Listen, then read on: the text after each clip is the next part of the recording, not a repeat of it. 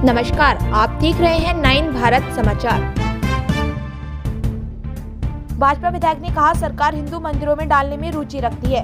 WAQF सहित अन्य अल्पसंख्यक संगठनों के सरकार के स्वामित्व के बारे में ऐसा कोई प्रवृत्ति नहीं है। हिंदू मंदिरों पर सरकार के स्वामित्व से बचा जाना चाहिए। CGF फंड को प्राचीन मंदिरों और मंदिरों के लिए तुरंत जारी किया जाना चाहिए, जो बनाए नहीं रखा जाता। मैं सिर पर निर्वाचन क्षेत्र में शिवमल्लना मंदिर में शासक वर्ग नियुक्ति करना चाहता हूँ।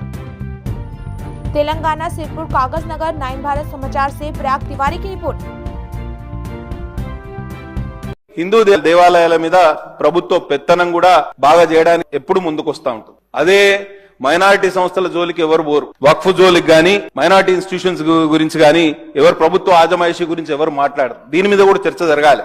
తమిళనాడులో ఫీ ద టెంపుల్స్ మూవ్మెంట్ అంటే దేవాలయాలను ప్రభుత్వం నుంచి వేరు చేసి వాటి నిర్వహణ వాటి బోర్డ్ ఆఫ్ ట్రస్టీస్ చేయాలి. దేవాలయం ప్రభుత్వానికి సంబంధం లేకుండా ఒక మూవ్మెంట్ స్టార్ట్ అయింది, ఫ్రీ టెంపుల్ మూవ్మెంట్.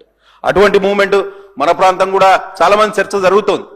ఇప్పుడే మనం చిలుకూరులో చూసుకున్నాం. అక్కడ ప్రభుత్వానికి సంబంధం లేకుండా గొప్పగా నిర్వహణ చేస్తున్నారు. హుండీ కూడా లేదు అక్కడ. సరే, అక్కడ కొన్ని స్థానిక సమస్యలు ఉండవచ్చు కాక, కానీ నిర్వహణ మాత్రం బేషుగ్గా జరుగుతోంది. కాబట్టి ప్రభుత్వ ఆజమాయిషీ మితిమీరినా కూడా అర్థదాయకం. కాబట్టి తప్పకుండా ఆ విధంగా ఆలోచన చేయాలి.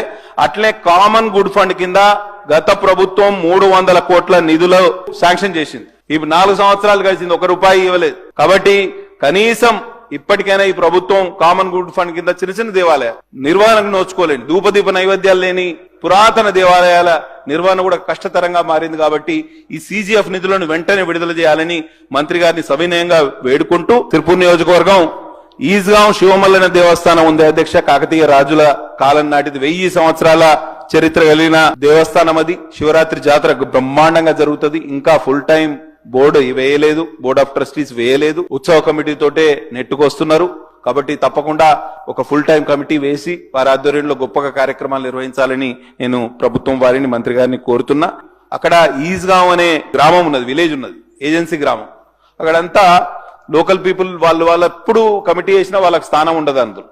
కాబట్టి ఒక 2 మెంబర్స్ ని, స్థానికుల్ని, చదువుకున్న వాళ్ళని, ఎవరైతే ఆధ్యాత్మిక అంశాల పట్ల అవగాహన ఉన్న వాళ్ళని ఆ కమిటీలో వేసి ఫుల్ టైం ట్రస్ట్ బోర్డు ని ఏర్పాటు చేయవలసిందిగా మంత్రి గారిని కోరుతూ, బెజ్జూరు మండల కేంద్రంలో రంగనాయకుల గుడి పురాతన అనంతశయనుని వలె అనంతగిరిలో సేమ్ అటువంటి విగ్రహమే మా దగ్గర కూడా ఉంది. సేమ్ బ్యూటిఫుల్ అనంత పద్మనాభ స్వామి దేవాలయం ఉన్నది.